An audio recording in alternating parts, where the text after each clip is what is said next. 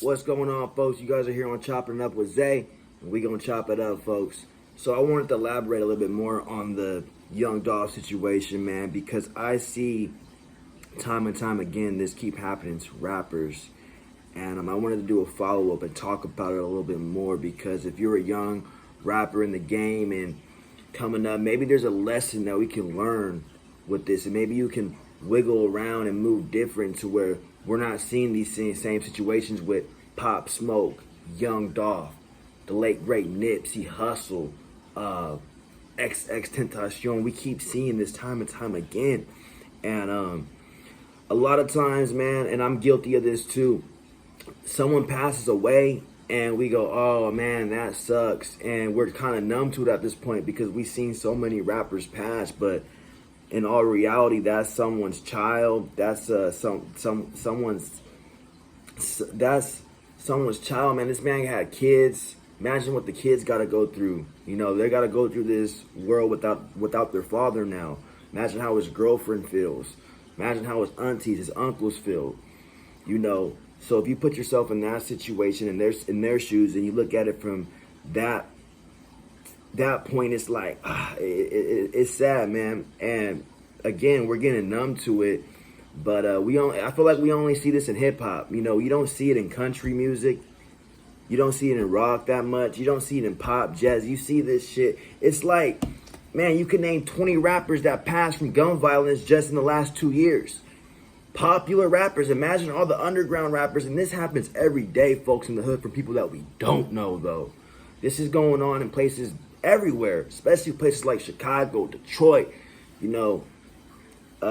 So I wanted to elaborate more on this, and I want to watch this interview. I want to, bring more awareness to the world with this right here. So check this out, guys. Listen to this dude right here. And to share your thoughts on the situation. Yeah, it's a very sad day to be a rapper. Hearing the news that another rapper has been murdered, you feel like a piece of you dies because when you are a rapper and you make a full-time living being a rapper, it's like an unspoken fraternity. And of course, we have different people on different sides of this fraternity, but it is a fraternity nonetheless because we can relate to each other on so many levels in terms of this art form and our love for it. So it's definitely sad. It's definitely a sad day to be a rapper. I did meet Young Dolph before. Unfortunately, when we met, we didn't get the opportunity to really build. You know, like how you and I, how we all built. You know, we got to meet and then we got to build. Me and Dolph, we met. You know what I'm saying, like that.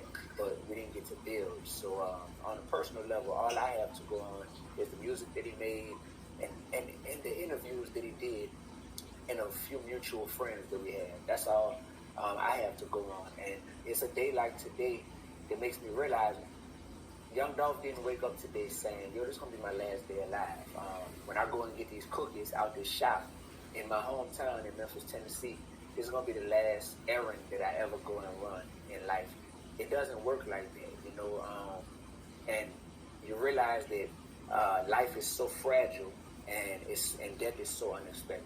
So life is fragile, death is unexpected, but our work is forever. Our work is timeless. So now that Young Dolph is gone in the physical, all we have left is the music that he put out there. All we have left is the content that he created, you know. And as a hip hop artist, today is a sad day for me, but it's also a day that reinforces the mission that I feel I have and the mission that I feel we all have, which is to really be mindful and intentional about what it is that we're putting out there, man, because our music and our content is going to outlive us. I want to elaborate a little bit more on that. That's a fact. Let's talk about this whole thing. He said some real shit. So, like, on this, unfortunately, life is short. And as a man, don't you want to do more than just when you pass, you're just another picture in your kid's house and in their kids, and then, oh, that was my great-great-grandpa. You know, I think about, you know, back in the day when they made the railroad tracks. A lot of prisoners were building those railroad tracks, and we still use those railroad tracks today. And they did something great. They helped mankind move around and we use it today. That was a good positive thing that they did. And for like, if you got a job simple as solar panels, like, you're doing something that's gonna make the future greater, because now we may have floating cars or holograms, and you can pull power from here and do all kind of amazing, interesting things, because now we have all these solar panels everywhere. So it doesn't gotta be on a scale of a hip hop artist or a poet or anything like that. Doing just something like that, working at the solar panels, you're doing something great for our future, making our kids' lives easier. So I feel like we gotta keep that in mind, that life is short and we have to use this time wisely, folks, and do as much positive things that we can while we're here. Because, you know, love and passion is always going to build and hate's going to tear down. And I wanted to just, you know, talk about this topic more, because again, I feel like we're all being guilty from it, where we just see somebody pass and we're just numb to it and we're just like, whatever. But there may be a lesson that we can learn from this, folks.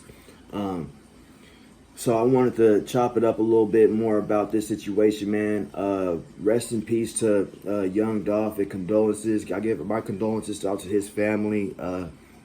And it's just an unfortunate situation, folks. But make sure you guys like, share, comment. Let me know how you guys feel about the situation. And I'm out. It's your boy Zay. Peace.